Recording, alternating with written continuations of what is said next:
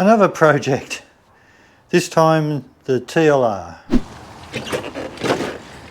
Suzuki's road race bike back in 1999 or something or other, something like that.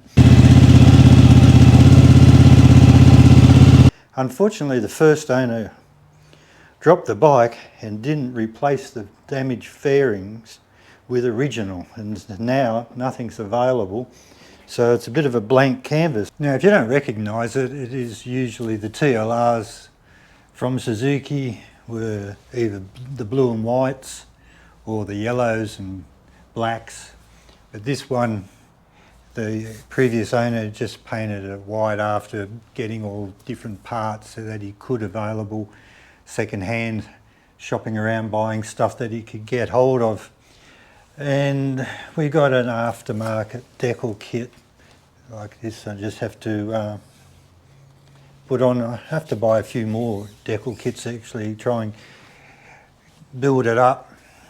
But the basic bike is all there, it runs, we'll get it outside in a minute if it stops raining. Bloody hell, it keeps raining over here. This has been one of those long wet winters. Perth is usually really hot and dry, it's sort of like a California's type of climate. But anyway, very typical Suzuki. Parts are similar across the board. Actually, you know, it's a bit of a parts bin with any manufacturer. They use the same switchgear on their different models, cars, bikes, they all do that. The wheels are off the Hayabusa, or the Hayabusa wheels are off the TLR, you know, whichever way you want to look at it. The brake rotor sizes are the same as the Gen 1. Same awful brakes. We'll have to change these. But, you know, it's all there, and it's beautiful to ride. And there's no electronic things on it. Just all mechanical, and it's simple to ride, and it makes a fantastic sound. And the way the policing is these days, it really makes you wonder. It makes me wonder if I need anything faster on the road. Still has good top speed though. Like the speed is good, but you know, obviously the acceleration is not there to the very latest stuff. But it gets along all right. It's hard when you ride on the road. When you're really honest with yourself, it's the rider more than the machine. It's not until you get out onto the drag strip where you can really show the differences in the power. So anyway, whatever. So this is it. I still can't really tail pieces on these TLRs. It's like, yeah, they're a bit of an ugly duckling, that tail piece, but it's all right. Now, I've got some stuff for it already. One project is the full system by M4. Now this is obviously second-hand, and it shows all the discoloration. And this will be, I'm going to try a different way of cleaning this up. I tried the traditional way of buffing the full stainless steel system on the Gen 1, and it was a lot of work and brought it up to a mirror finish, but it didn't last very long at all out on the road. It was a waste of time basically. Brought it back up like new and super shiny. But they just don't last, the stainless steel. My preference is the titanium systems. They don't really go all black and yuck like these. But anyway, we're going to do a mini project on this full system here. And then the M4 mufflers have some damage to them. I got them very cheap. And I'd like to change the outer cans. Actually, if I can get the, these are stainless steel, but I wouldn't mind if I could get the titanium version. I'm not a real big fan of carbon fibre for mufflers, because I had that before on a Yamaha and they all discoloured, faded. So I'm not sure about that, but if I could get titanium sleeve cans, I'll de-rivet this and put on the titanium. That's what I'd like to do. But anyway, two of those, so that's all good. And then we can then work on the actual bike itself, suspension and stuff like that. Tyres first. These are very old. Did a calculation on them, and the front tyre's 12 years old. 12 years old, no wonder why I didn't ride too well on the way home from picking it up. Oh well, here we go. I'll put it back on the stand before we take it outside to start her up. I forgot to say that we've got a blown fork seal.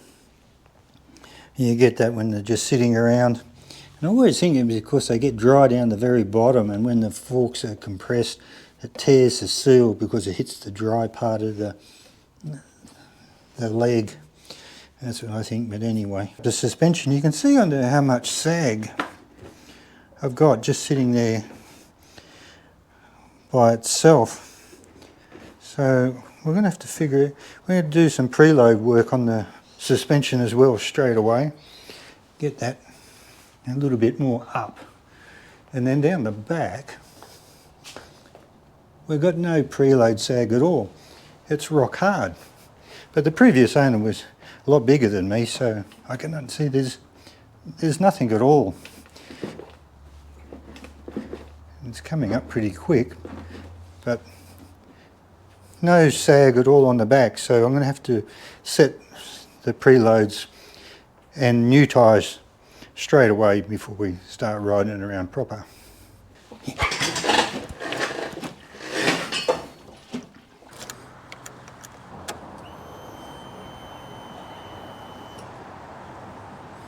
Okay, let's just give it a cold start, see how we go. Cold start.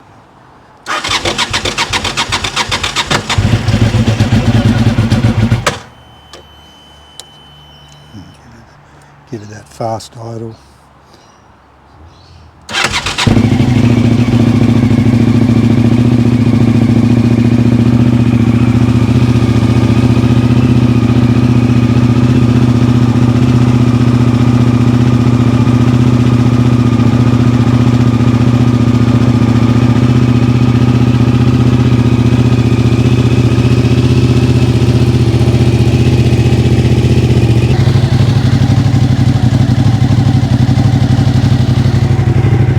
Not bad, eh? Just it needed a bit of the fast idle. It's not a choke, but it's the kick over, the fire up. We've just backed off now to the normal revs.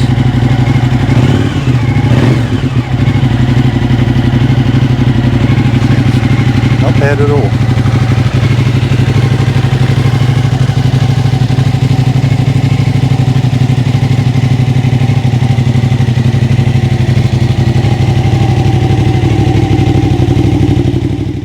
Fork seal is leaking already just with that little bit of a push out to the front there and back.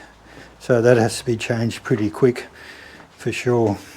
It's a short little thing too. It's actually shorter than the GSXR 1000 K6 by about half an inch in wheelbase.